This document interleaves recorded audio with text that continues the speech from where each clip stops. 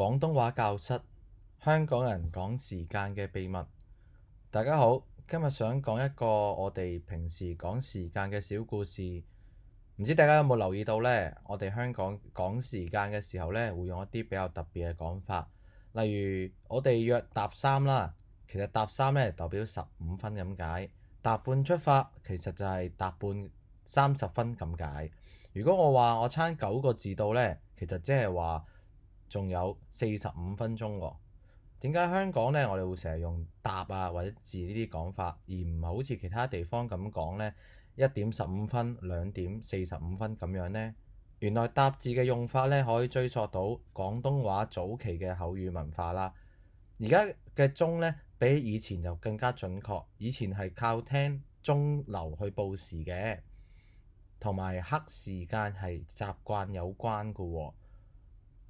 古嘅時候呢，一刻等於15分鐘。鐘聲響完嗰一陣，大家就會形容到個鐘呢啱啱踏過去啦，即係時間啱啱碰過咗嗰個整點。慢慢呢，踏3就會變成咗過3點少少。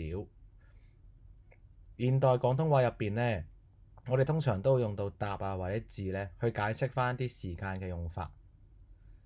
而譬如字嘅用法呢，就係代表9個字3個字係代表3個字係代表過咗時鐘上邊3個數字，所以就話3個字啦。而9個字當然就係過咗9個數字啦。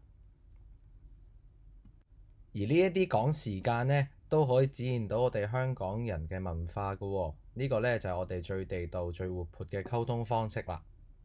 想聽更多嘅故事，歡迎你繼續打嚟關心一線27778899，接通之後再按2字或者上 YouTube 搜尋小樹窿電台 Podcast 頻道重溫。拜拜。